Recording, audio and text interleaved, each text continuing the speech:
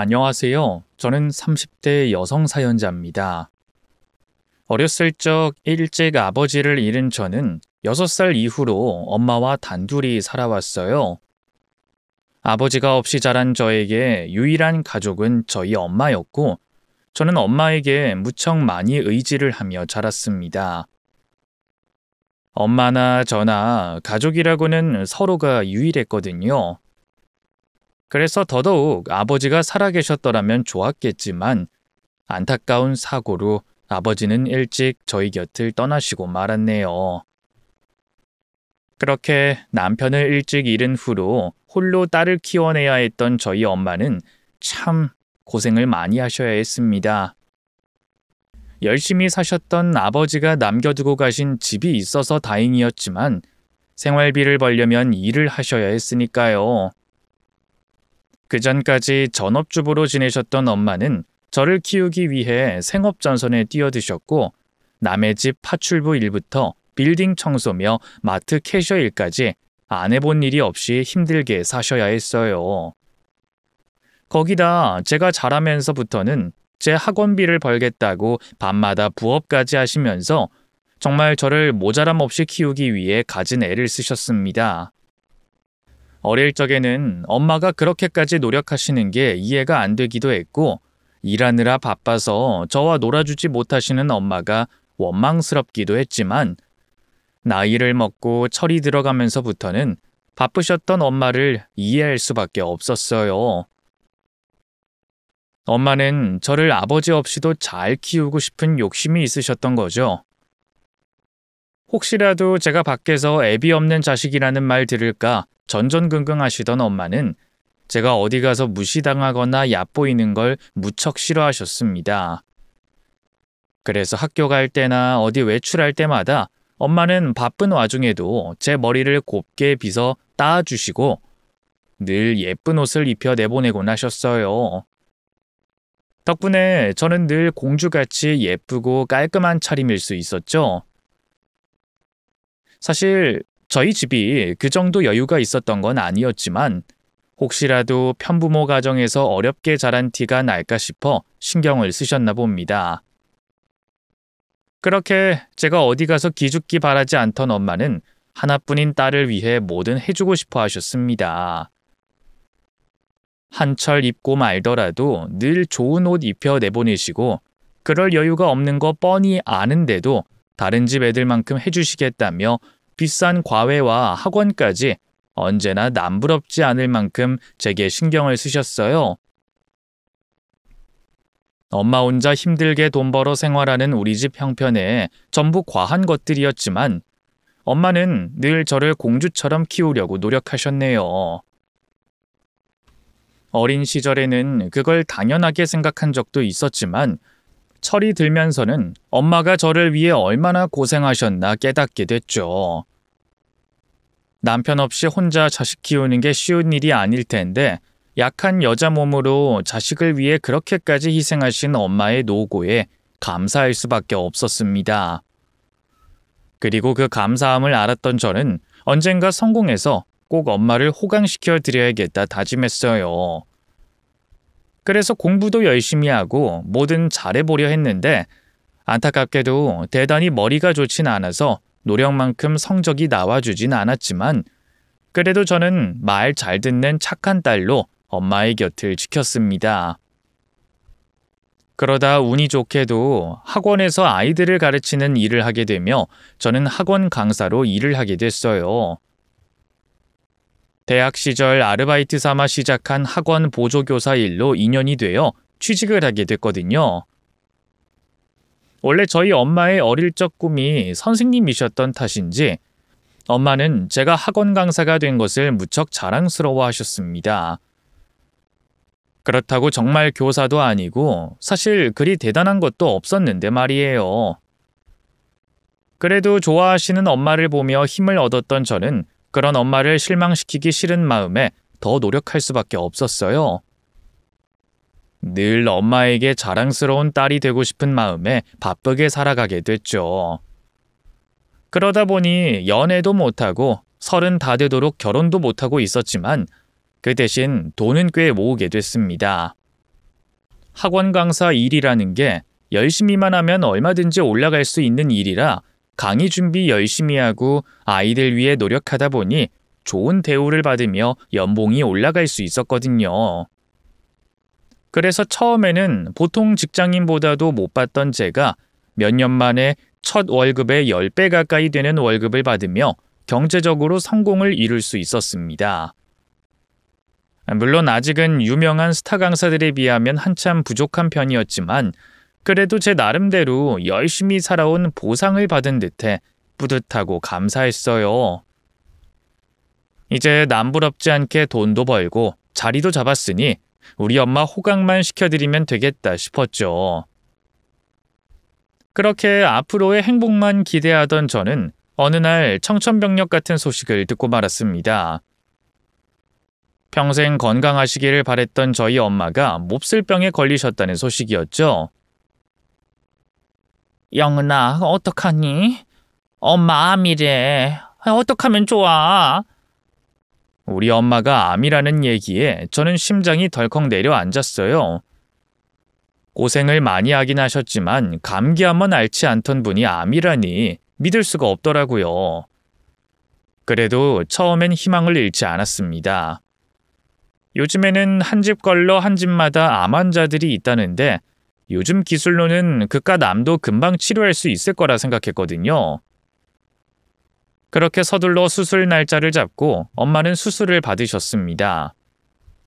맹장 한 번 터진 적 없던 엄마셔서 생전 처음 하는 큰 수술이 겁이 나기도 했지만 다행히 수술은 성공적이었어요. 아직 주변 장기로 퍼지지 않은 덕에 악성 종양 하나만 제거하면 됐거든요. 그렇게 수술이 잘 됐다는 소식에 기뻐하며 저는 한동안 학원 수업도 줄이며 엄마를 모시고 병원을 다녔습니다. 수술은 잘 끝났지만 아직 항암 치료 일정이 남아 있었거든요. 엄마 대신 아파드릴 수도 없어 답답했던 저는 아픈 엄마 간병이라도 제대로 하려고 모든 일을 제쳐두고 엄마 곁을 지켜야 했습니다. 엄마 혼자 다닐 수 있다는데 왜 자꾸 따라와서 그래? 너 병원 다닌다고 학원 수업도 빼먹고 이러다가 일자리까지 잃으면 어쩌려고 그래? 이 정도는 괜찮아. 학원에서도 이해해 주셨어. 학원에 선생님이 나밖에 없는 것도 아니고 나는 그냥 애들 뜻강만 해주면 돼. 그 정도로 딸내미 직장 잃지 않으니까 걱정하지 마. 내가 그동안 얼마나 열심히 했는데 겨우 이 정도로 잘리겠어? 아유, 그래도 네가 나 때문에 고생하는 게 싫어서 그렇지. 한창 연애해서 결혼해야 할 시기에 엄마 간병한다고 병원만 쫓아다니고. 너 이러다 노처녀 되는 거 아닌가 모르겠다. 20대 시절에는 돈 벌기 바빠서 연애를 못했고 그러다 결혼 정년기가 돼서는 아픈 엄마 챙긴다고 남자 근처에도 못 가는 딸을 보며 엄마는 걱정이 많으셨던 모양입니다. 언제는 곱게 키운 자식 남주기 아깝다고 하시더니 막상 제가 여태 혼자 있는 걸 보시니 이러다 정말 결혼도 못하고 노처녀가 될까 싶으신지 자꾸 걱정을 하시더라고요. 하지만 제가 엄마 간병하는 와중에 어디 가서 남자를 만나겠어요. 그때 저는 오로지 엄마가 건강을 회복하시는 것만이 중요했습니다. 그런데 사람 인연이라는 게 참 어디서 어떻게 될지 모르는 거더라고요. 매일 병원만 오가며 남자 만날 일은 없을 거라 생각했던 제가 병원에서 남자친구를 만났으니 말입니다. 제가 형민 씨를 처음 만난 것은 엄마의 항암 치료를 위해 다니던 병원에서였어요. 환자 보호자로 대기실에 있던 제 옆에 형민 씨가 앉았더라고요. 사실 그 전에도 저는 몇 번 그 남자를 본 적이 있었습니다.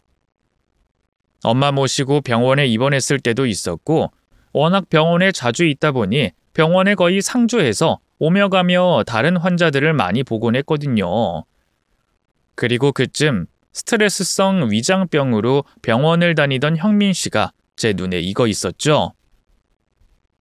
훤칠한 차림으로 혼자 병원을 다니는 형민 씨를 알고 있던 저는 그날도 제 옆에 앉은 형민 씨를 알아봤습니다. 근데 얼굴이 낯익다고 해서 우리가 아는 사이도 아니고 서로 대화를 나눴던 적은 한 번도 없었어요. 그런데 그날 형민 씨가 제 옆에 휴대폰을 두고 갔던 겁니다.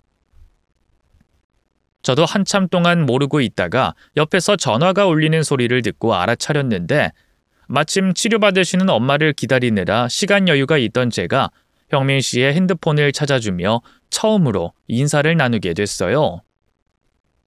그런데 알고 보니 형민 씨는 저를 자주 봐서 알고 있었더라고요. 아, 이름이 영은 씨셨구나. 저 사실 영은 씨를 자주 뵈서 저도 모르게 내적 친밀감이 있었거든요. 가끔은 진짜 아는 사이처럼 느껴져서 저도 모르게 인사할 뻔했다니까요.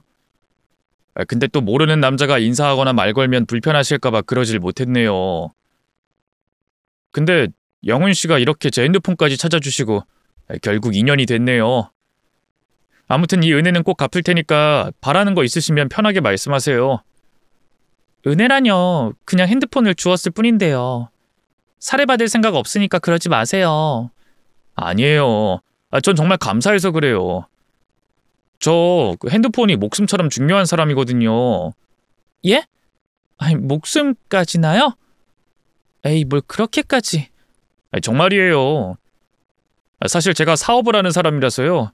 그래서 핸드폰이 정말 중요해요. 이 핸드폰을 오랫동안 써왔는데 여기 중요한 연락처며 정보며 다 들어있는데 이걸 잃어버리면 진짜 큰일이에요. 그래서 평소엔 늘 조심하는데 오늘은 어쩌자고 흘리고 다녔나 모르겠네요. 그래도 마침 그때 영은 씨가 제 옆에 계셔서 제 핸드폰 바로 찾아주셔서 다행인 거죠. 저는 정말 감사해서 그러니까 제 호의 너무 거절하지 마시고 같이 식사라도 하세요. 제가 정말 보답하고 싶어서 그래요.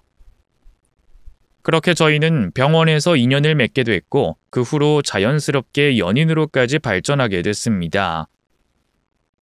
아픈 엄마 걱정에 연애 같은 건 뒷전이었던 저였지만 형민 씨 같은 좋은 사람을 만난 탓에 자연스럽게 마음이 가는 걸 어쩔 수가 없었네요. 괜히 아픈 엄마 두고 연애나 하는 철없는 딸 같아 보일까봐 엄마에겐 죄송스러운 마음도 있었지만 저희 엄마는 오히려 제 연애 소식에 무척 기뻐하셨습니다. 엄마는 나이 든 딸이 연애를 하는 게 그렇게 좋으신 건지 병원 다니시면서 늘 기운 없어 하시던 엄마가 오랜만에 활짝 웃으시더라고요. 거 봐라. 연애할 생각만 있으면 어떻게든 한다 그랬잖아. 전쟁통에도 정분이 난다는데 나 때문에 병원에만 박혀 있느라 연애도 못하고 죽는 거 아닐까 걱정했더니 그래도 어떻게 남자를 만났네?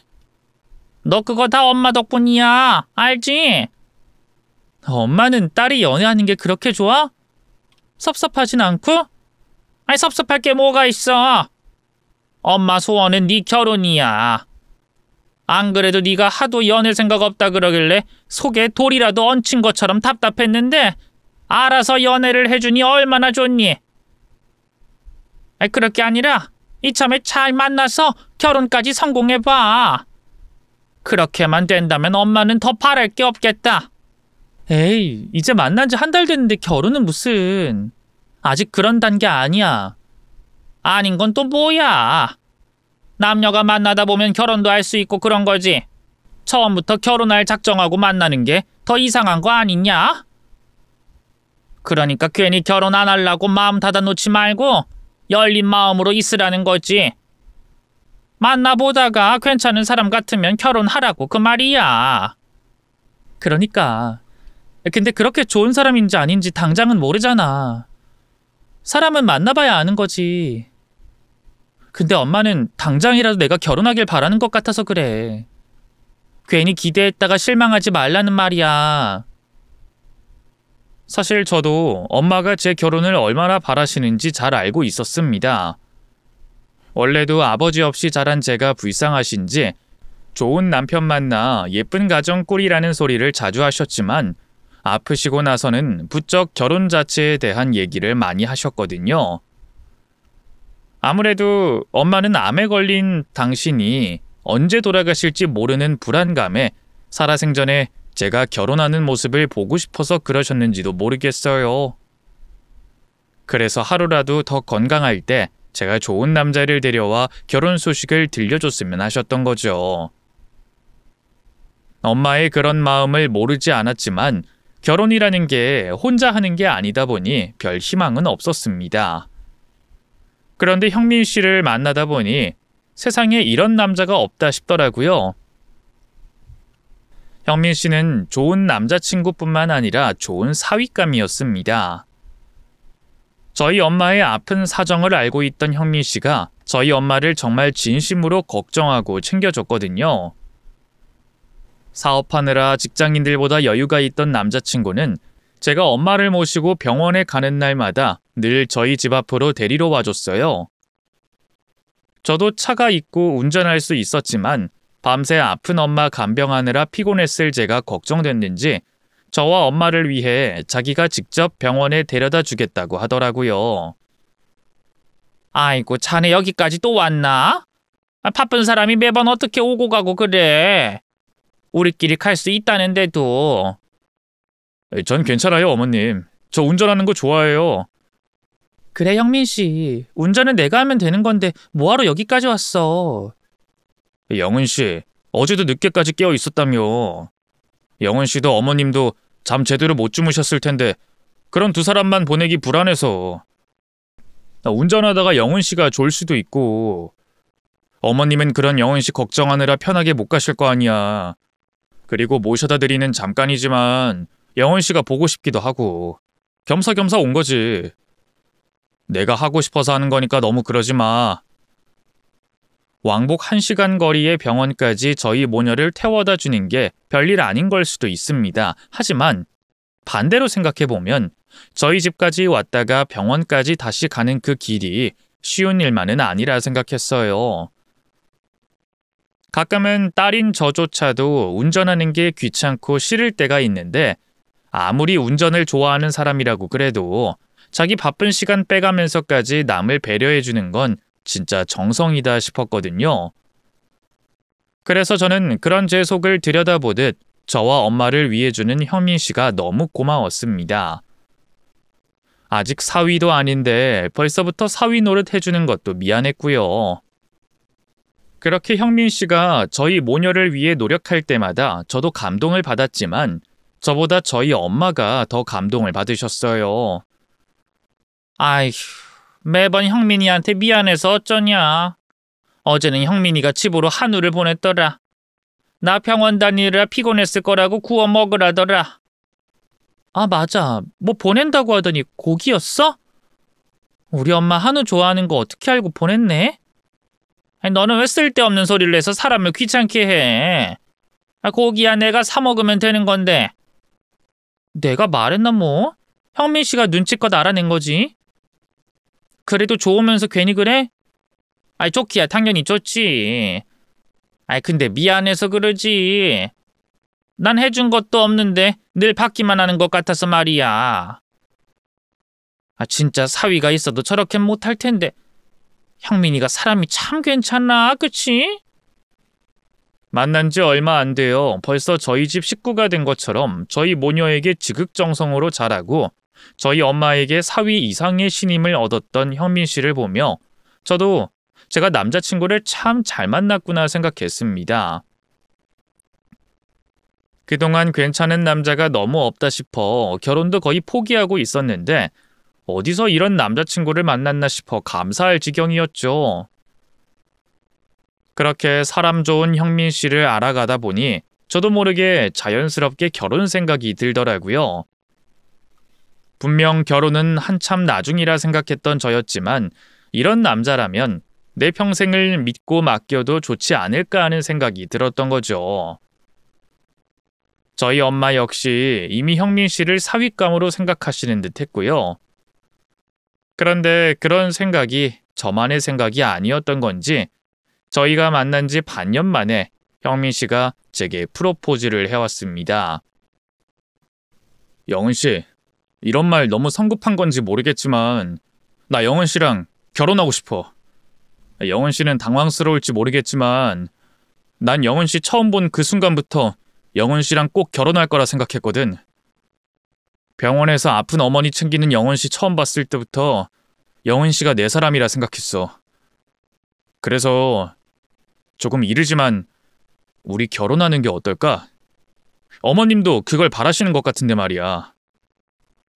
만난 지 반년 만에 프로포즈를 받다니 조금은 이른 일이라 생각했지만 저희 상황이 남다르다 보니 저는 오히려 먼저 말을 꺼내준 형민 씨에게 고맙기도 했어요.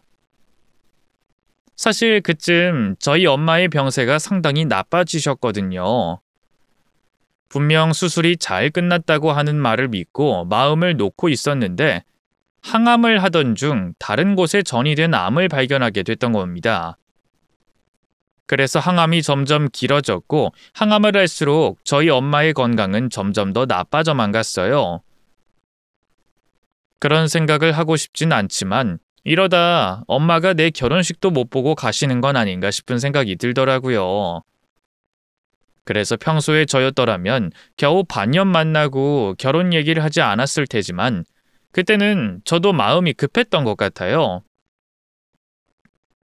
엄마도 대놓고 결혼 얘긴 하지 않으셨지만 형민 씨를 사위처럼 대하며 결혼을 내심 기다리시는 듯 했고요. 그런 와중에 형민 씨가 프로포즈를 해오니 저는 거절할 이유가 없었습니다. 결국 저는 형민 씨와 함께하기로 약속하며 그렇게 결혼 약속까지 하게 된 저희는 본격적으로 결혼 준비를 시작하게 됐습니다. 그리고 납골당에 계신 예비 시부모님께 인사를 드리러 가기로 했어요. 사실 형민 씨의 부모님은 몇 년 전 사고로 한날 한시에 떠나셨거든요. 우리 부모님이 영원 씨 봤으면 정말 좋아하셨을 텐데 그때 그 사고만 아니었더라면 말이야. 그러게. 나도 어머님 아버님 직접 뵙지 못하는 게 너무 아쉽다. 그래도 두 분이 하늘에서 우리 결혼 축복해 주실 거야. 형민 씨를 이렇게 바르게 잘 키워주신 분들이라면 꼭 그러실 거라 생각해. 우리 부모님이야말로 정말 좋으신 분들이셨는데 밥 없이도 사실 분들이라 늘 주변에서 평판이 좋으셨어.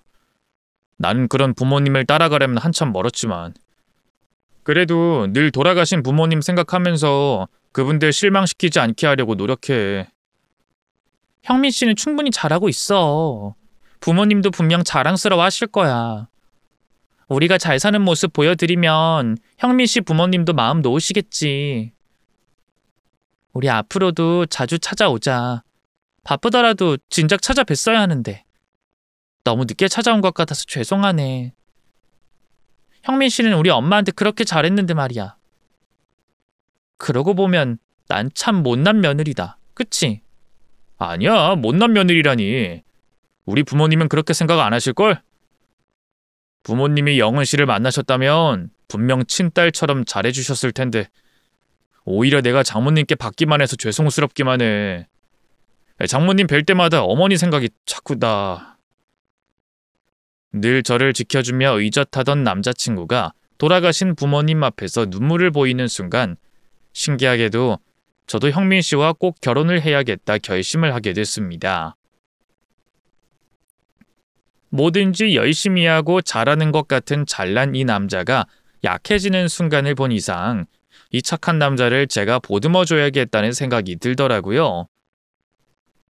그렇게 저희는 다시 한번 서로의 마음을 확인하며 결혼식 준비를 해나갔고 그 사이 저희 엄마는 계속 치료를 받고 계셨습니다. 정말 별별 방법을 다 써보며 엄마의 병을 낫게 하려 노력했지만 그런 저희의 노력에도 엄마는 별 차도가 없으셨어요. 그리고 결국 결혼 준비를 하던 와중에 갑작스레 세상을 떠나게 되셨습니다. 불과 일주일 전까지만 하더라도 저와 같이 혼수를 보러 다니며 제 결혼식 준비를 도와주시던 분이 며칠 사이에 상태가 극악으로 치달아 의식 없이 계신다는데 도저히 믿어지지 않았네요. 그렇게 혼수 상태로 호흡기에 의지해 누워 계시던 엄마는 제 결혼식을 보름 앞두고 그만 돌아가시고 마셨습니다. 제 결혼식도 보지 못하고 떠나신 갑작스러운 엄마의 죽음 앞에 저는 제정신일 수가 없었고 저를 위로하러 달려온 남자친구에게 매달려 계속 눈물만 흘릴 수밖에 없었어요. 어떡해? 우리 엄마 어떡해? 평생 나 때문에 고생만 하던 엄마 이렇게 떠나보내면 안 되는 건데. 우리 엄마 내 결혼식도 못 보고 가서 불쌍해서 어떡해? 그렇게 장례식 내내 눈물만 흘리던 저는 잠시 쓰러지듯 눈을 붙인 사이 기묘한 꿈을 꾸게 됐습니다. 꿈속에 저희 엄마가 나왔거든요. 보고 싶은 엄마 모습에 기뻐하는 제게 엄마가 이상한 말씀을 하셨어요. 영은아, 그놈이랑 결혼하면 안 돼. 엄마 말 잘 들어. 그놈하고 절대 결혼하면 안 된다. 알겠지? 결혼하지 말라는 엄마의 애타는 말을 끝으로 꿈에서 깬 저는 어리둥절할 수밖에 없었습니다. 꿈을 꿔도 왜 하필 이런 꿈을 꾼 건지 저는 엄마가 제 결혼을 반대한다는 게 이해가 가지 않았어요. 누구보다 제 결혼을 기다리셨고 누구보다 형민 씨를 좋아하셨던 엄마가 이제 와서 갑자기 꿈에 나타나 결혼을 반대하신다니 말이 안 된다 생각했죠. 그래서 당시에는 제가 개꿈을 꾼 거라 생각했습니다. 결혼식을 앞두고 엄마가 돌아가시면서 제가 워낙 경황이 없다 보니 그런 말도 안 되는 꿈을 꾼 거라고 말이죠. 하지만 왠지 모를 찝찝한 마음은 쉽게 가시지 않더라고요. 그래도 어찌저찌 장례를 무사히 치르며 저는 형민 씨에게 결혼을 미루자 말했습니다. 형민 씨, 아무래도 우리 결혼식은 좀 미뤄야겠지? 당장 몇 달 안에 새로 날을 잡을 수가 없으니까 위약금을 물더라도 예식장은 취소하는 게 맞는 것 같아. 그리고 다시 날을 잡자. 그게 무슨 말이야? 결혼을 미루자고? 아니 며칠 뒤면 우리 결혼식인데 이제 와서 결혼을 미루자니 그게 말이 돼? 갑자기 엄마가 돌아가실 줄 누가 알았겠어. 근데 이 와중에 무슨 결혼을 해. 당장 결혼식 올리는 건 미친 짓이야. 한동안은 나도 마음 추스려야 하고 엄마 유품 정리도 해야지.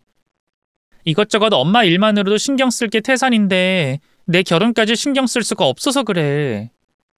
아니, 그렇다고 결혼을 미루자니 대체 얼마나 더 미루자고?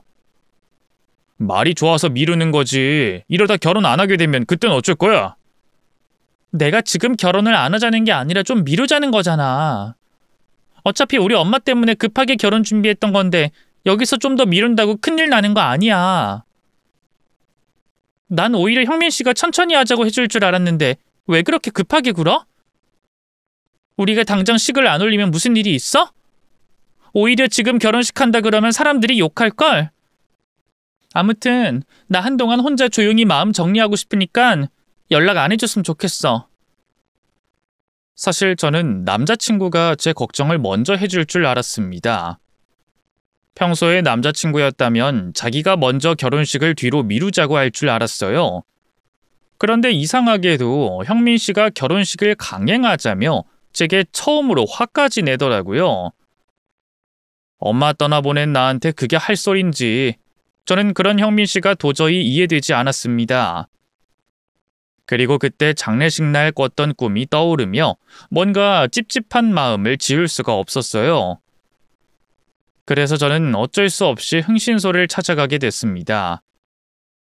대체 그 꿈이 뭔지, 정말 엄마가 내게 뭔가 경고하려고 하신 건지 확인해보고 싶었거든요. 그리고 한 달 뒤, 흥신소로부터 다시 연락을 받은 저는 기가 막힌 사실을 알게 됐습니다. 아니 근데 아가씨, 어디서 이런 놈을 만나고 다녔어? 남자를 만날 때는 잘 알아보고서 만나야지. 막 아무나 그렇게 만나면 안 되는 거야. 그게 무슨 말이에요? 이 사람한테 무슨 문제가 있다는 거예요? 이 사람이 대체 누구길래 그러는데요? 사람 불안하게 하지 말고 제대로 말이나 해요. 그래서 알아냈다는 게 뭔데요?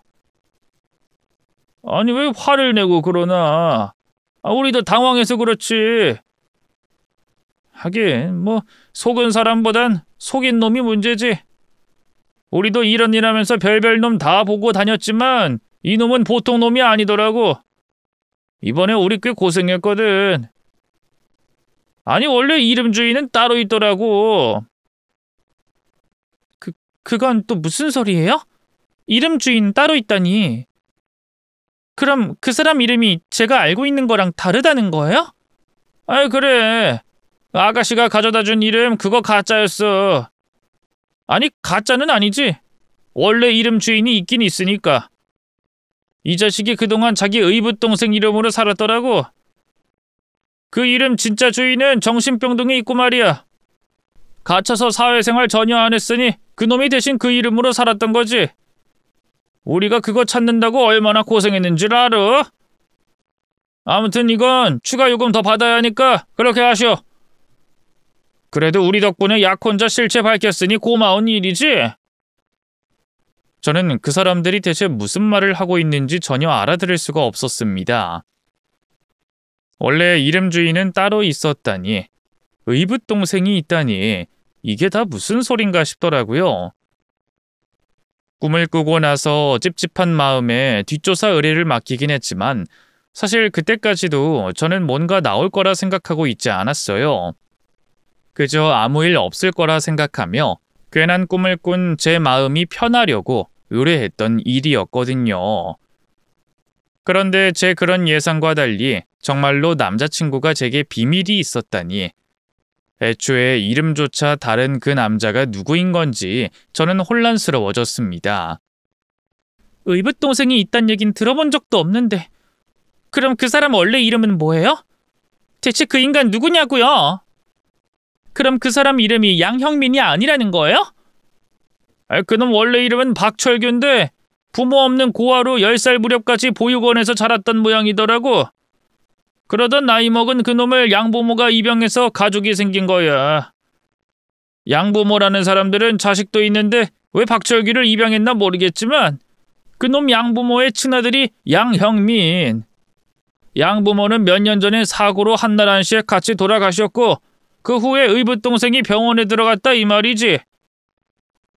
흥신소 직원이 한 얘기의 내용은 정말 충격 그 자체였습니다.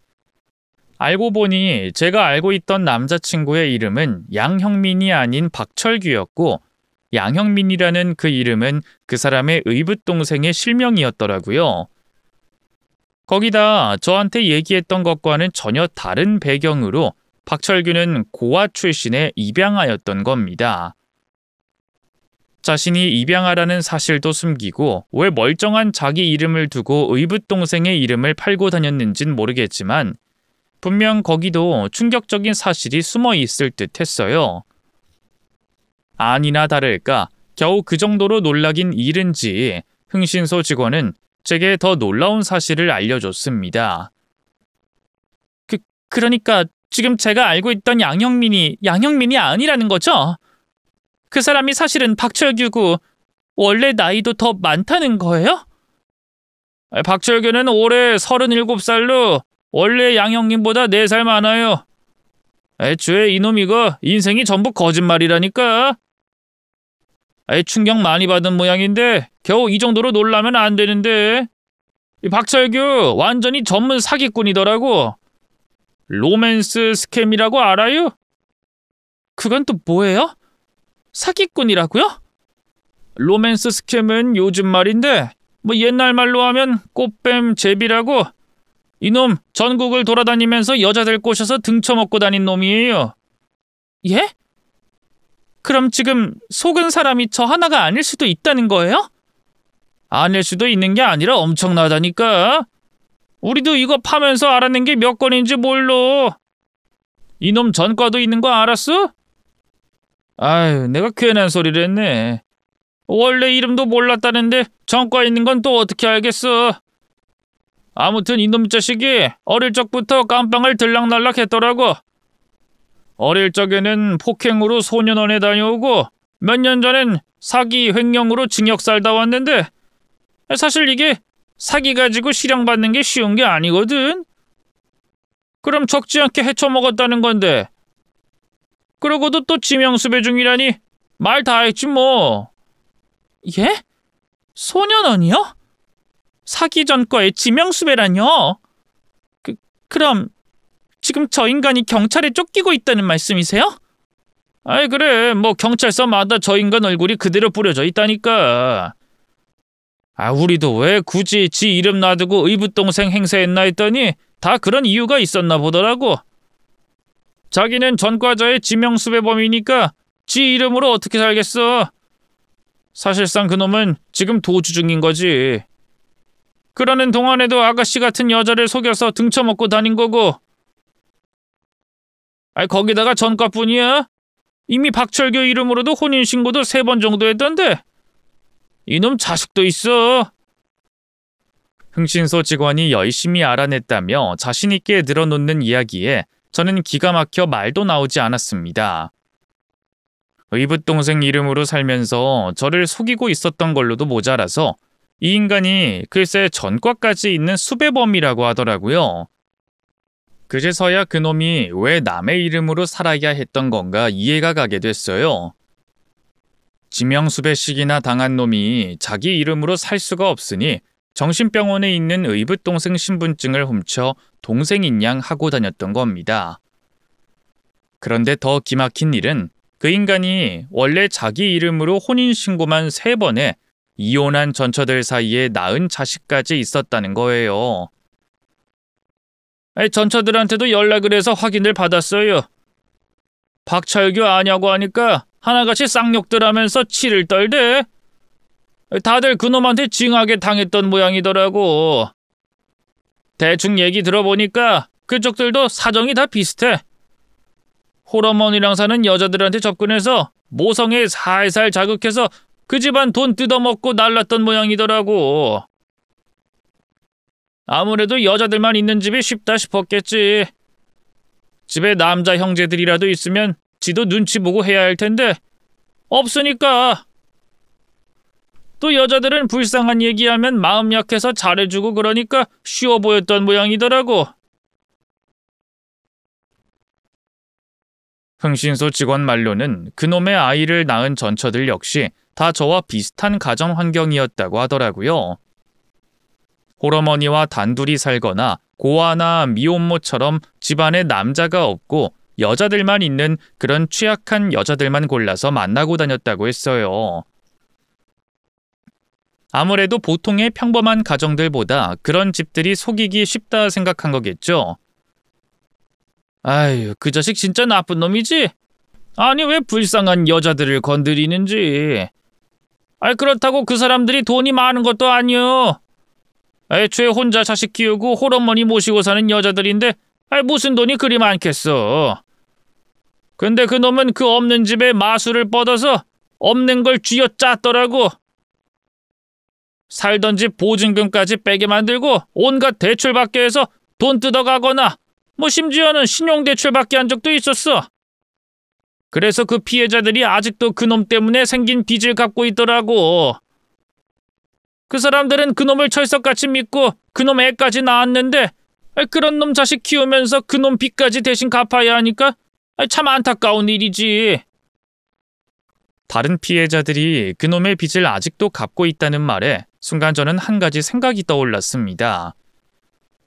저희가 결혼식 준비를 하느라 한창 바쁘던 와중에 남자친구가 제게 사업 문제로 고민을 털어놨던 일이 있었거든요.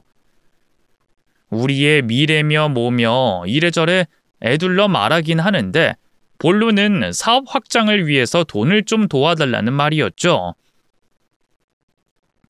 몇 억이나 되는 큰 돈을 얘기하며 사업이 성공했을 때의 미래를 제게 떠드는데 안전주의였던 저는 그런 남자친구의 말을 허무맹랑하게 생각하며 사업 확장을 만류했었어요. 여유가 있어서 투자를 하면 모를까 굳이 무리하게 투자를 해야 하냐고 말이에요.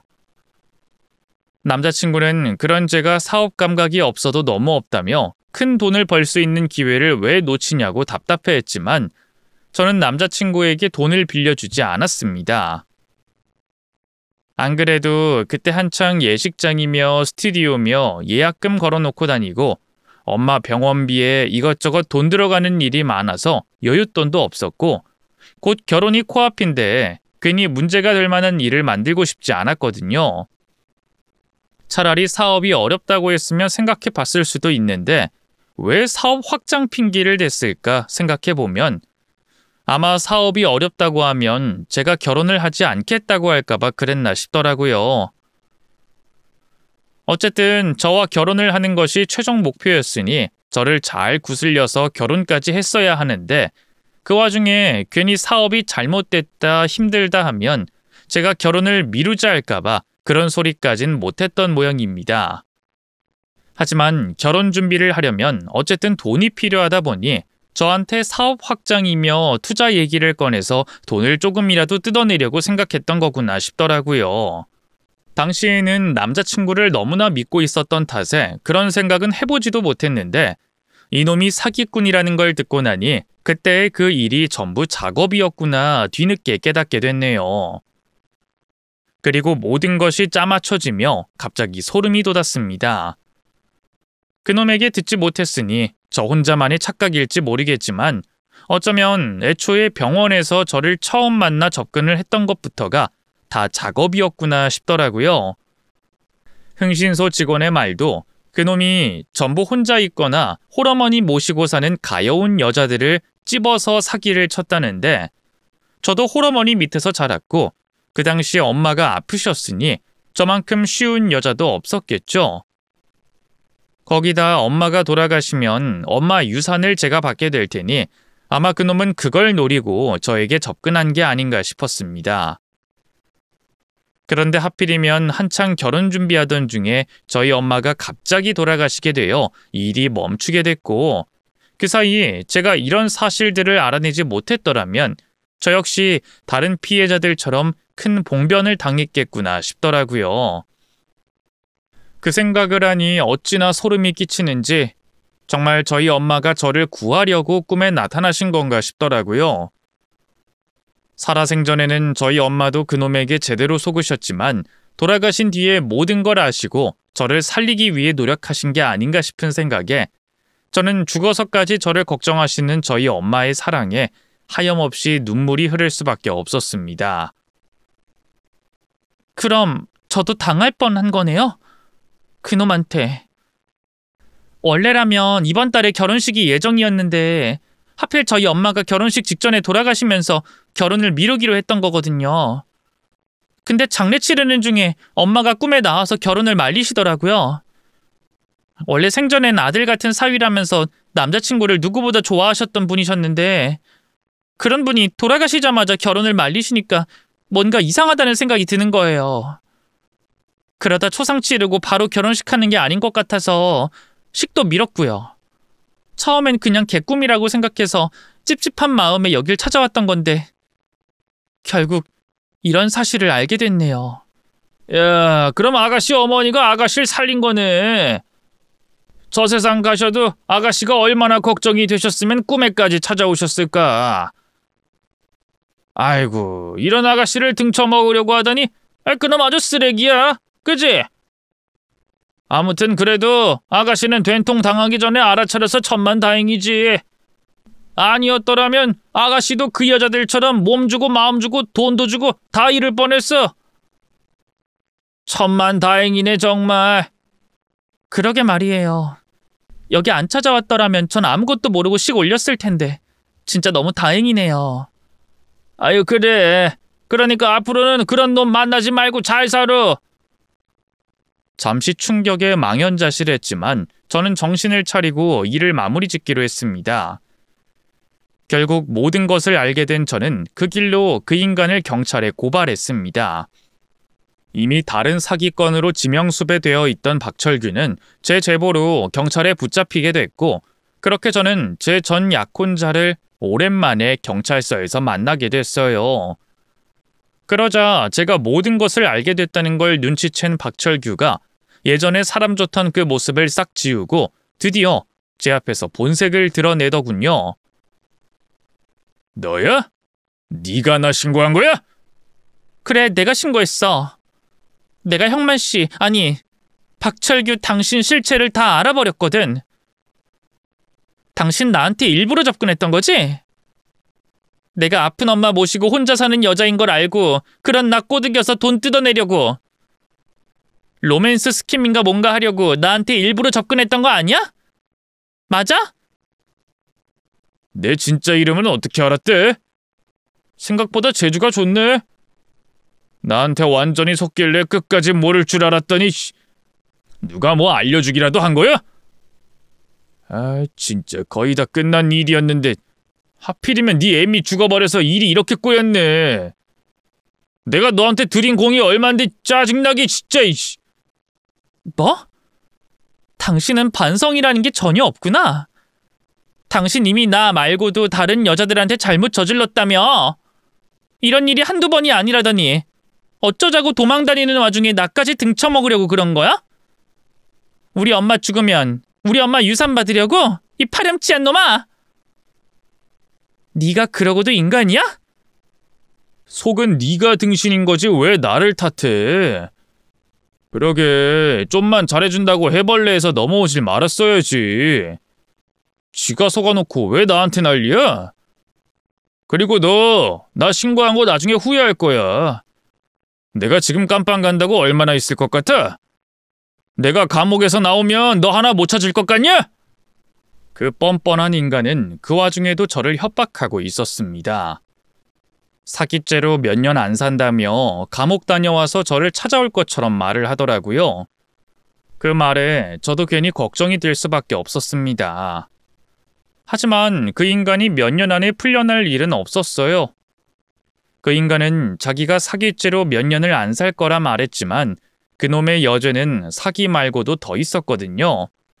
사실 그 인간을 신고하기 전에 제가 그놈의 의붓동생을 찾아갔었어요. 제가 제대로 피해본 게 없는 탓에 이대로 신고해봐야 사기죄로 몇 년 살다 나오면 끝일 텐데 저는 어떻게든 그 인간을 제대로 벌주고 싶었거든요. 그래서 저는 흥신소에서 알려준 대로 진짜 양형민이 있다는 정신병원을 찾아가게 됐습니다. 그곳은 깊은 산속에 있는 시설로 보통 장기 입원 환자들이 요양차 있는 곳이었어요. 그래서 원래는 가족 말고는 면회도 잘 되지 않는다고 했는데 제가 양현민 씨의 예비 형수라고 하니 그쪽에서 다행히 면회를 하게 해주더라고요. 덕분에 저는 진짜 양현민 씨를 만날 수 있었고 양현민 씨에게 사실을 전부 알릴 수 있었습니다. 부모님이 돌아가신 후 우울증 때문에 병원에 있다는 형민 씨는 자기 의붓형이 자기 이름을 도용했다는 걸 전혀 모르고 있었어요. 형이 제 이름을 가지고 살았다고요? 저는 전혀 몰랐어요. 형이 대체 왜요? 자기 이름으로 감옥까지 다녀왔으니 사기를 치려면 깨끗한 이름이 필요했겠죠. 하필이면 형민 씨가 병원에 있어서 사회생활을 하지 않고 있으니 형민 씨 이름을 이용하면 된다 싶었던 것 같아요. 박철규 씨 워낙 문제가 많은 사람이더라고요. 저도 그대로 당할 뻔했으니까. 그 사람한테 당한 여자가 한둘이 아니고 아직도 피해를 입고 있어요. 근데 그런 인간이 겨우 몇 년 살고 나오면 되겠나요? 그래서 이번에야말로 그 인간이 오랫동안 죗값을 치르게 하고 싶어서요. 그래서 형민 씨가 저를 도와주셨으면 좋겠어요. 그렇게 양영민 씨를 직접 찾아가 설득한 저는 양영민 씨가 박철규를 고발하게 도왔습니다. 다른 사람의 이름과 명의를 도용해 사기까지 치고 다녔으니 그 죄질이 가볍지 않을 테고 그냥 사기죄만이 아니라 더 큰 벌을 받을 수 있을 거라 생각했어요. 다행히도 제 얘기를 들은 형민 씨가 저를 돕기로 했고 그렇게 저희는 경찰에 수사를 의뢰해 박철규를 몰아넣기로 했습니다. 설마 정신병원에 있는 의붓동생까지 자기를 벌주려 할 거라 생각하지 못한 박철규는 뒤늦게야 상황을 알고 당황해했지만 이미 그때는 늦어버렸네요.